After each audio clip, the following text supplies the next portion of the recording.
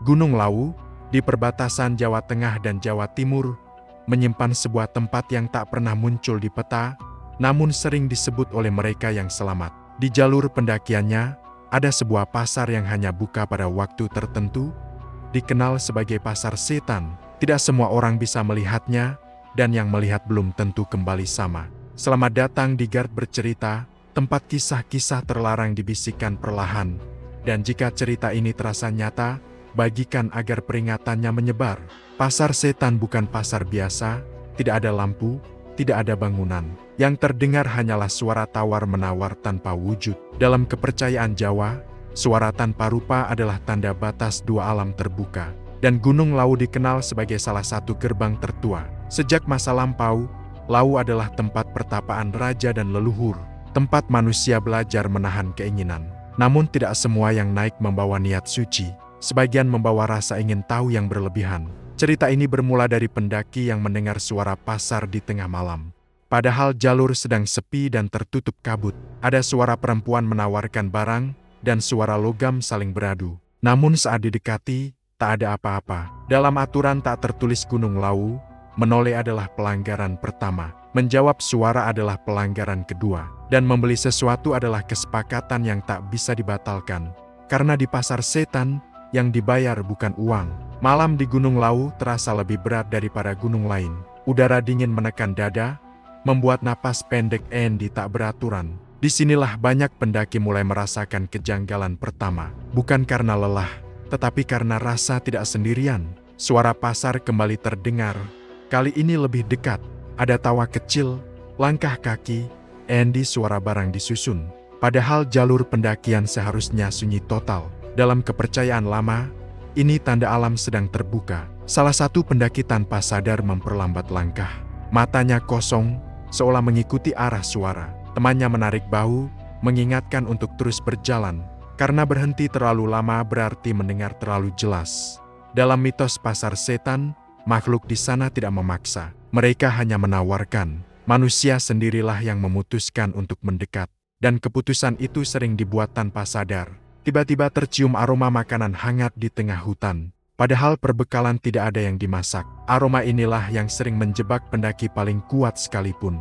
Karena Pasar Setan menjual sesuatu yang sangat manusiawi. Aroma makanan itu semakin nyata, seolah berasal dari balik pepohonan. Perut terasa lapar meski baru saja makan sebelumnya. Dalam cerita lama, Pasar Setan selalu memancing kebutuhan dasar manusia. Karena keinginan adalah pintu termudah untuk dibuka. Salah satu pendaki tanpa sadar menjawab tawaran yang tak terlihat. Seketika suara pasar menjadi senyap. Keheningan ini jauh lebih menakutkan dari keramaian. Karena itu, tanda transaksi sedang dipertimbangkan. Teman-temannya mulai menyadari ada yang berubah. Wajahnya pucat, langkahnya melenceng dari jalur. Dalam mitos Lawu, ini disebut ditarik pelan. Bukan tubuhnya, tapi kesadarannya. Mereka mencoba memanggil namanya dengan suara keras. Namun suara itu seolah tenggelam sebelum sampai. Pasar Setan tidak suka diganggu saat tawar-menawar. Dan malam itu, batas hampir terlewati. Dengan sisa kesadaran, pendaki itu akhirnya berhenti. Suara pasar perlahan menjauh, seperti kecewa. Cues pertama pun terasa jelas. Pasar Setan bukan muncul untuk menakuti, tapi untuk menguji. Hutan kembali sunyi. Setelah suara pasar menghilang, tidak ada yang benar-benar merasa aman. Justru rasa bersalah mulai muncul tanpa sebab yang jelas. Dalam kepercayaan Jawa, ini tanda batin sudah tersentuh. Dan sekali batin terbuka, penutupan tidak pernah mudah. Pendaki yang hampir ditarik mulai mengigau saat berjalan. Ia menyebut harga, jumlah, dan sesuatu yang ingin ditukar. Padahal tak ada uang yang diminta Pasar Setan. Yang diminta selalu hal yang tak disadari pemiliknya. Langkah mereka terasa semakin berat meski jalur menurun. Gunung Lawu seakan menahan dengan cara halus. Dalam cerita rakyat, ini disebut dipertahankan sementara. Bukan untuk mencelakai, tapi untuk memastikan pilihan. Suara pasar kembali terdengar. Kali ini sangat pelan. Tidak menggoda, tidak menawarkan. Hanya menunggu siapa yang akan kembali menoleh. Dan godaan terbesar adalah rasa penasaran. Di titik ini, Gunung Lawu menguji keteguhan terakhir. Pendaki harus memilih untuk percaya pada teman, atau pada suara itu. Bertahanlah menyimak, karena setelah ini, konsekuensinya nyata. Karena pasar setan tidak pernah lupa pada yang hampir bertransaksi. Langit malam terasa semakin rendah, seolah menekan gunung Lawu dari atas. Langkah para pendaki melambat bukan karena lelah, tetapi karena takut memilih salah. Pendaki yang hampir bertransaksi kini gemetar, bukan karena dingin. Ia sadar sesuatu di dalam dirinya hampir berpindah tangan.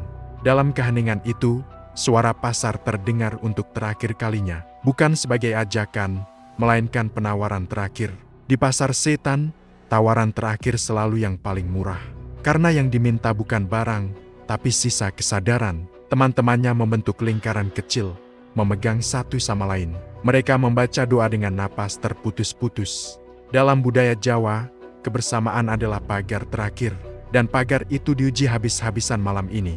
Pendaki itu akhirnya menangis dan mengaku apa yang ditawarkan kepadanya. Ia dijanjikan jalan mudah dalam hidupnya, tanpa lelah, tanpa gagal, tanpa rasa sakit. Tapi sebagai gantinya, ia harus mengingat pasar setan selamanya. Saat pengakuan itu keluar, suara pasar lenyap sepenuhnya. Gunung Lawu seolah menerima keputusan tersebut. Tidak ada yang tahu apakah transaksi itu batal atau ditunda. Karena di pasar setan, tidak semua kesepakatan harus selesai malam itu. Pagi datang dengan warna pucat dan rasa asing. Mereka berhasil turun, tetapi tidak sepenuhnya kembali. Pendaki itu masih hidup, masih berbicara. Namun sebagian dirinya tertinggal di Lawu. Sejak hari itu, hidupnya berjalan terlalu mulus. Semua yang ia inginkan terasa mudah didapat. Namun setiap malam, ia mendengar suara tawar-menawar. Dan ia tahu, pasar setan belum menutup lapaknya. Di Gunung Lawu, cerita seperti ini terus diwariskan, bukan untuk melarang pendakian, melainkan untuk mengingatkan batas. Bahwa tidak semua yang ditawarkan harus diambil. Jika suatu malam kau mendengar pasar di tengah gunung, jangan menoleh, jangan menjawab, dan jangan menawar. Karena keinginan kecil bisa membuka pintu besar. Dan tidak semua pintu ingin kau lewati. Inilah kisah pasar setan Gunung Lawu. Jika cerita ini membuatmu berpikir, tekan like dan subscribe Gard Bercerita. Bagikan kisah ini sebagai pengingat bagi yang akan naik. Dan tuliskan refleksimu, karena di setiap gunung, ada batas yang tak terlihat.